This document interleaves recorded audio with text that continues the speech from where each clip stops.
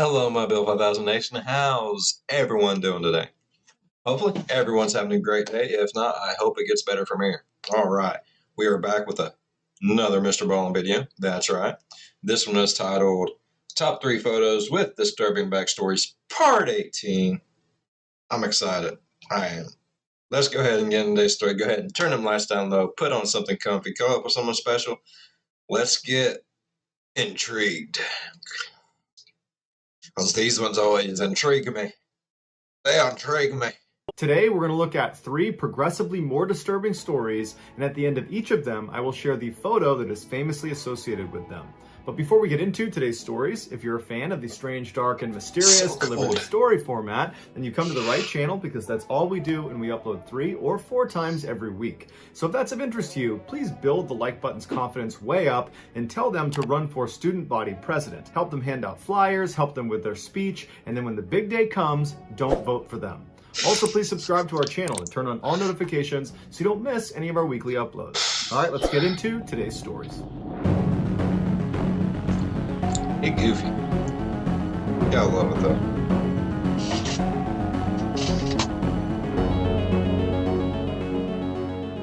There are 3 waterfalls spanning the Canadian-USA border that combined make up the famous Niagara Falls. They have a max height of about 170 feet at their highest point, and every second...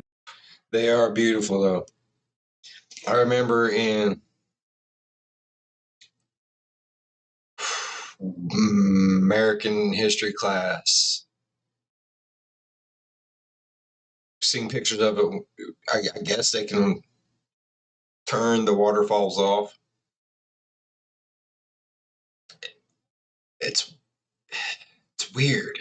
It's weird. I guess they do actually have to do that to like go in and like repair them or something. I don't understand it. I don't understand it at all.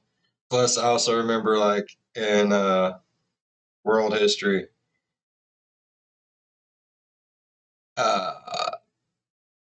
if I'm not mistaken, then people used to go over these falls in like barrels and shit. No, you couldn't pay me. And I'm pretty sure they just did it for the fun or they paid to do it. You couldn't pay me to do shit like that. Hell no. You couldn't even pay me to get on this little boat right here and go near that shit. It just looks, I mean, it looks beautiful, but it looks like it would eat you.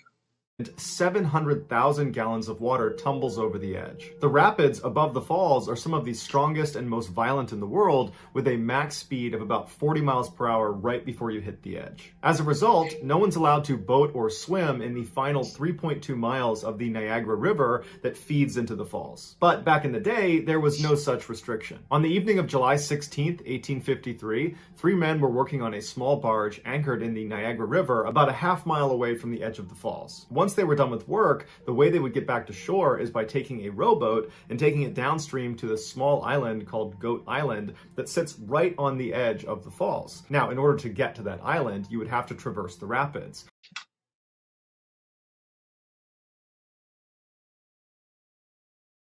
Man, it looks like does someone live there? Do people live there? Why? How do you get there? Oh, okay, never mind. It was a dumb moment. I see the bridge. It's like, if you're not supposed to go there, how do you get there? Never mind, there's a bridge. I see it. It's all good. Now I know. But it was only a couple hundred feet away, and because they worked here all the time, they had traversed the rapids many times before without incident. But this time, as soon as they got in, one of their oars broke. And so they weren't able to control their boat, and very quickly they got dragged into the rapids, started getting spun around, and then it capsized. Although they desperately tried to swim to shore, the rapids were just too strong, and 2 of the men were swept away to their death. But one man, Joseph Avery, was lucky enough that when he fell in, he drifted down and grabbed onto this tree root that was sticking out of the water. And so he pulled himself about halfway up out of the water, he caught his breath, and he's looking around, and he can't believe he survived. But he wasn't out of the water yet, so to speak, because he was in the middle of these rapids. Literally. Pun intended. Pun intended. Intended. Oh shit! Why is my mouse is sitting on your face, bro? I'm sorry. Rapids, and there was nobody on shore. It was getting late. His two buddies have drowned, and when he yelled out, the rapids were so loud nobody could hear him. And the log he was holding on to was totally slick, and so he had to grip it as hard as he could, otherwise he would just slip back into the water. And so all night, with half of his body in the water, he gripped onto this branch as tight as he could and just prayed he would survive. The next morning, when tourists arrived, they noticed Joseph out on this log, and they waved to him, and Joseph, who had used all his strength just to hold onto this log all night, was not only fatigued, but also was becoming hypothermic, and he very carefully removed one hand and he waved back. The tourists immediately notified authorities, and a rescue effort was launched. And because it was too dangerous to take a boat and try to drive down to Avery and pull him out that way because he was right near the edge of the falls, what they did is they went up to this little bridge that was upstream of Joseph, and they released rafts and small boats, hoping that one of them, just by chance, would get caught up on that log and he could grab it, and then Joseph could climb in, throw the rope out, and get pulled to shore. But unfortunately, after dozens of attempts, nothing came close to Joseph. Their next plan was to tie a long tether onto one boat and then guide it down the river until it reached Joseph. They had amazing ideas back in the day, didn't they? Let's just throw shit at him. What if one of them things would have hit him and knocked him, like, what grip he had loose, and he would have died? Fuck. Joseph, and this worked. But when Joseph climbed into the boat, it immediately began to capsize. And witnesses would say Joseph stood up, and as he was falling backwards, he threw his hands up in the air like he was surrendering. He let out a final scream and then fell under the turbulent waters, and then seconds later, he was swept off the falls to his death. Here is the final photo of Joseph Avery. It was taken by a journalist right before that boat with a tether attached to it arrived in front of him.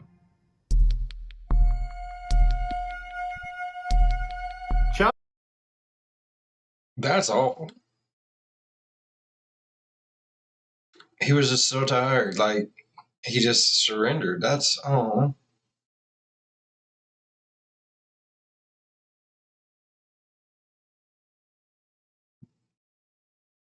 That's awful.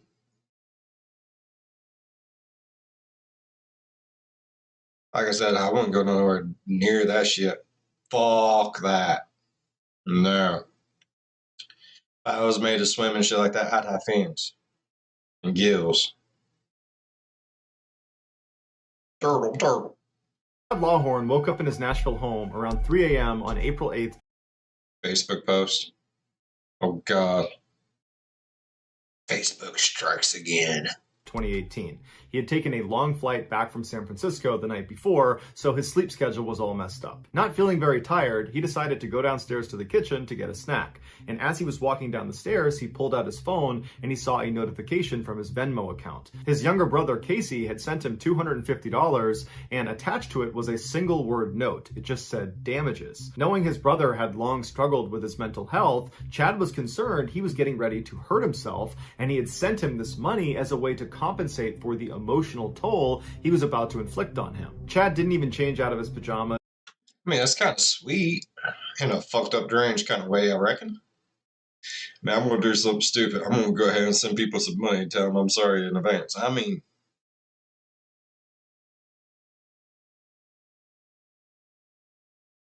He grabbed his keys, hopped in his car, and began driving the 2 hours to East Ridge, Tennessee, where his younger brother and his mother lived. On the ride there, he called both of them dozens of times, but he never got through. When he finally pulled onto their street, he looked down the road and he saw dozens of police cars and TV crews, and there was yellow crime. never mind, I retract my statement. I don't want to look like an ass right now. Scene tape all around their property. Chad just stopped the car right in the middle of the road and just stared. And he didn't know how long he was there for, but at some point one of the police officers noticed him and walked up and knocked on his window. And when the officer found out who he was talking to, the news Chad was delivered was far worse than anything he was expecting. 24 hours earlier, Chad's younger brother, Casey, who was 23, was spending the day with one of his very good friends named Avery. They had gone to a comic book store to play Magic the Gathering, and then afterwards they headed back to Casey's house to go to bed. Around 12:30 in the morning, Avery fell asleep. I can respect that. Yes. I can get down with some Dungeons and Dragons. And some Magic the Gathering. Yes, yes, I know. I wasn't always the cool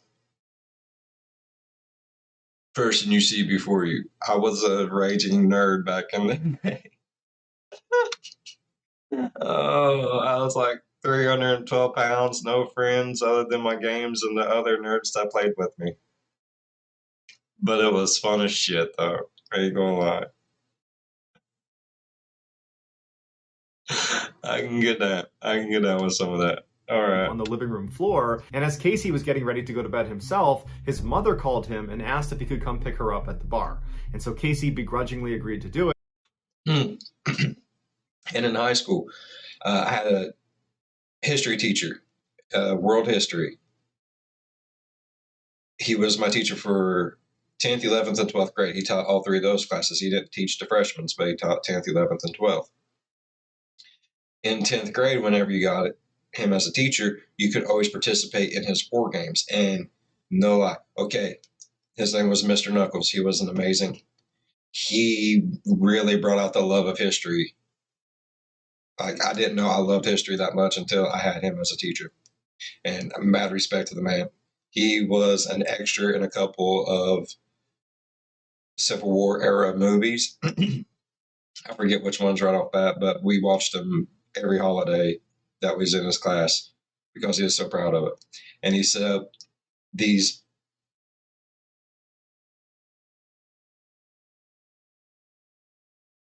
big tables, and he had literally miniaturized the battlefields to a T. And he hand painted the trees, put in the grass, the bushes. All your soldiers was hand painted by him. And you would have to bring him ingredients for like gunpowder and stuff like that before you was allowed to use it on your battlefield. Like, even when it got to the point where like World War II and stuff like that, you could use mustard gas and stuff, and you had to bring him the chemical compound of how to make mustard gas before you was ever allowed to use it, which got really weird. Telling the librarian you need the recipe for mustard gas. Let's just put it like this: he had to stop the whole mustard gas thing because like the police came to our school like 100 times that year, questioning students why they was looking in the mustard gas. But it was so much fun. Like, you had to roll your dice and everything, just like Dungeons and Dragons, and everything just played out. There was always different outcomes, but it was all luck of the roll and luck of the dice and stuff. But yeah, sorry about the little story there, but I don't know. Just, yeah, it was fun. But he drove to pick her up, and when he saw her, he could tell she was totally intoxicated. And the entire ride home, she just pleaded with Casey not to hurt himself because it would totally devastate her if he ever did that. Casey hated when she talked to him that way, and apparently she did this all the time. When they got back to the house, Casey dropped his mom off, and then he went up to his bedroom. Well, it sounds like the boy had some issues. Anyways, and I have some family members that have, some issues like that. And it's one thing that you don't do is continuously bring it up. It puts them in a very, very bad mindset. She should have known better. I mean, even the brother evidently realized from the $200 whatever money, whatever the fuck it's called, that there was something wrong. But when you're drunk, you do stupid shit. Me, whenever I'm drunk, I'm like, meh, I love you. And then I become a eagle and I attack people. Don't ask why. One time I was a tiger.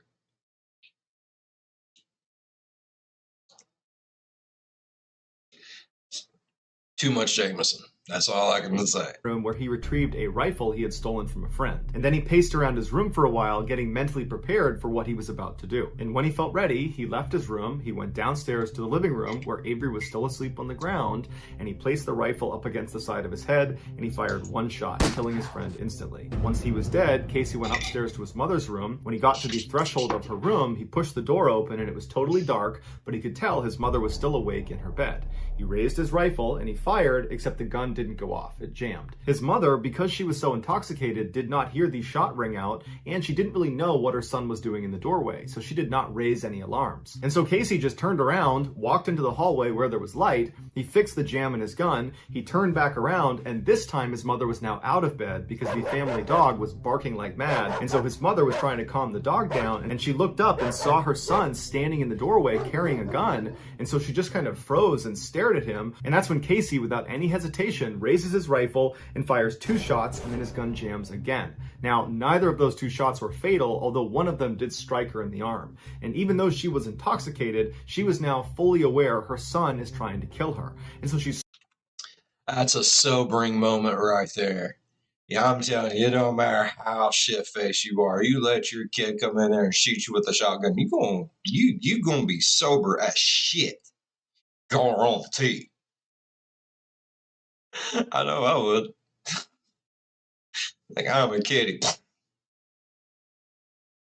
You son of a bitch, I'm no longer a kitty. Screaming at him, "Why are you doing this? You're killing me!" Casey was totally unfazed. He flipped on the lights, he fixed the jam, he re-aimed at his mother, and his mother, who was still just standing next to the bed, looking at her son, wondering why this was happening, and Casey just aimed and took 2 shots, and these would be fatal. After that, he went downstairs and robbed Avery, and then he hopped in his car and he drove all the way to Mississippi, where within 24 hours, he would take his own life. We know all of these details because shortly after he committed these crimes, Casey posted a lengthy confession to Facebook detailing exactly what happened and what he did. This is a screenshot of the actual post. It's extremely graphic and it's since been removed from the social media platform. In his post, Casey says he feels extremely bad for his older brother Chad because he knows this is going to be extremely hard for him, and he encourages people to help his brother during this insanely difficult time. While he doesn't provide a specific motive for why he committed these crimes, he does say at the end of his confession that he's been thinking about murder a lot lately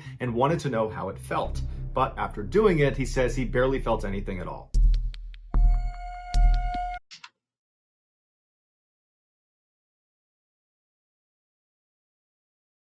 Fuck.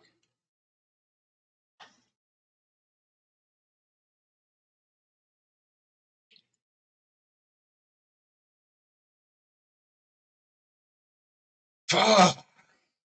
That's all. Yeah, that's all I can say.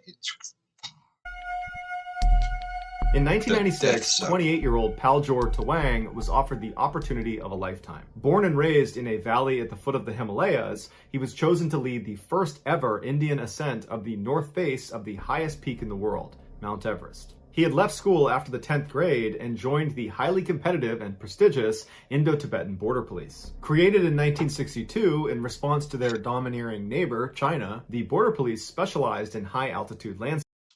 I know for a fact that was our coffee.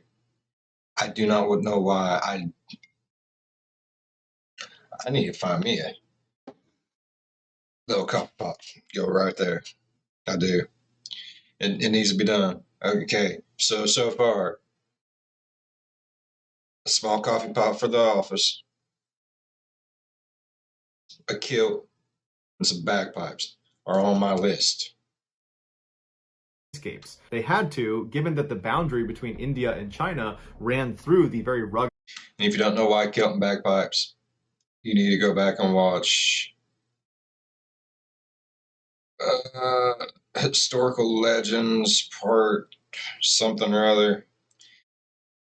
Jack Churchill, Mad Jack. Yeah, I did some, bitch. That was amazing. Oh, yeah. Himalayan mountain range. 12 years after joining the Border Police, Paljor was an expert climber and very well liked by his peers, making him an obvious candidate for one of the Border Police's most ambitious missions to date. While Paljor's mother was full of pride for her son's work and accomplishments, he didn't think she would be very supportive if she knew how dangerous the mission he was going on was. And so he told her he was climbing a different mountain, although she would find out through friends where he was actually going, and she would plead with him not to go, but Paljor was not about to change his mind. He was excited and he was confident. In May of that year, Paljor said bye to his family, and he and the other hikers set out on their journey. At first, it went extremely well. The weather was perfect, and the men seemed to be having an excellent time. But their luck would not hold. The team's final assault on the north face of Mount Everest was marked by mistakes. That's why you shouldn't attempt it. Only Yetis need to go there. That is Yeti land.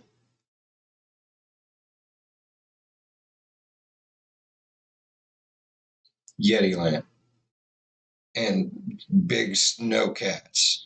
Mistakes, bad decisions, and very bad weather. According to the Maybe a few mammoths.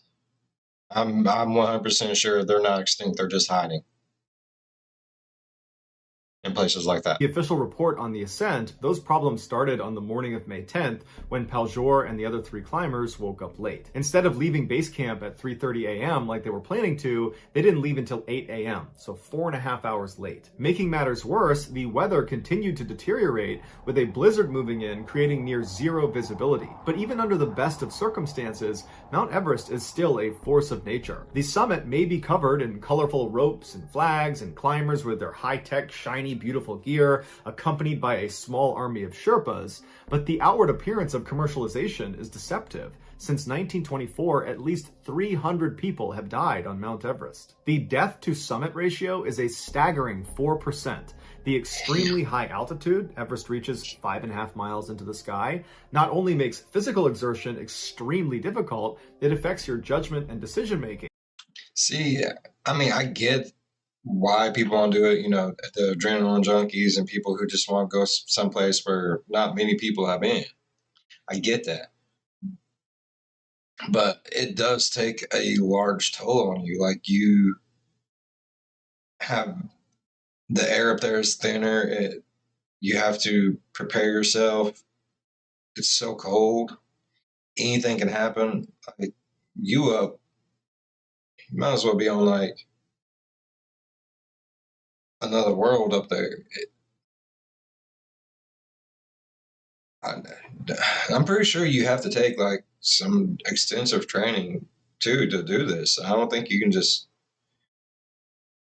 because like you said, it can fuck you up. All right, that long story short, it can fuck you up. And not in a good way. Climbers and scientists have a name for the final half mile of Mount Everest. It's called the death zone because literally, while you're up there, you're dying. Oxygen is so limited up there that your cells just begin to die, and extremely fit people will have heart attacks and strokes and experience debilitating altitude sickness. The conditions are so severe that people have died from exhaustion just standing in line waiting to reach the summit. But one of the biggest killers in the death zone is something called summit fever. When you get to that point in the climb, you are so close to reaching your goal. People will disregard safety and keep going on when really they should turn around and go back. Paljor and his 3 teammates were given strict orders to turn around at 3 p.m. if they had not reached the summit yet. But because of their late start, when 3 p.m. rolled around, they were not at the summit, they were in the death zone. One of the climbers who was with Paljor was the commander, and so at 3 p.m. when they were supposed to stop and turn around, he was at the very back of the climbing stack. And so he stopped and he yelled up to Paljor and the others and tried to get them to stop too so they could go back down, but either they didn't hear him or they just ignored him. Already suffering from frostbite and totally exhausted, he could not go any farther, so he grabbed his radio and he tried to hail them to tell them to stop and come back, but they didn't pick up their radio. And so the commander, after waiting for a few minutes, knew he had to go back down, and so he turned and began the descent. About 30 minutes later, the commander's radio crackled on again, and it was Paljor and the others, and they were informing him that they were going to make a push for the summit. They were about an hour away. And the commander said, "Stop, turn around, I'm ordering you to come back down. The weather is only getting worse." But whether they were suffering from summit fever or overconfidence, we don't know. But regardless, they refused. Frustrated and maybe a little bit of both. terrified for the other climbers, the commander just continued down the mountain. But 2.5 hours later, his radio crackled again, and this time it was Paljor and the others saying they had made it. They were standing on the summit of Mount Everest. The men had not just set a record for India, they had brought immeasurable honor to their country. The news sparked a huge celebration down in the base camp and also in the city of Leh, which is where the border police were located. But the party atmosphere would not last long. Shortly after the victory call, the weather turned from bad to horrible. What would later be known as the blizzard of 1996 had arrived in full fury, and by midnight that night, no one had heard from Paljol or the other two people he was with. And just a couple of days later, rescue climbers would confirm all 3 men had died. In the years following Paljol's death on the north base of Mount Everest, this hopeful and proud young Indian has become a sort of gruesome celebrity and landmark for the thousands of climbers that make it up into the death zone. Except now he's widely known on the internet and amongst people who are passionate about climbing the world's highest peak, not as Paljor, one of the first Indians to climb the north base of Mount Everest, but as Green Boots, which is a reference to the bright neon green boots he was wearing when he died. For more than 20 years, he's laid near the top of Mount Everest in a small limestone cave, wearing an orange parka and blue pants, and he's curled on his side with his arms wrapped around him like he's trying to keep himself warm. Since his death, anyone climbing the north face when the snow cover is light, Paljor is not the only dead body on Mount Everest. There are over 200 other dead climbers littering the slopes of the world's highest peak. It's just too dangerous and too expensive to try to get them down, and so they stay wherever they died. Which means if you climb Mount Everest, you will literally be climbing over dead bodies on your way to the summit. But of all the bodies on Mount Everest, the most famous by far is Paljor. Here is an image of Paljor, aka Green Boots.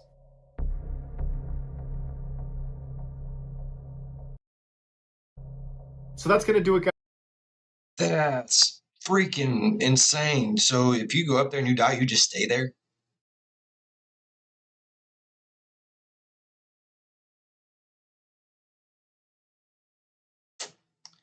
And you're going to freeze, so I don't think you're going to, like, return to the earth like they're supposed to. Oh, shit.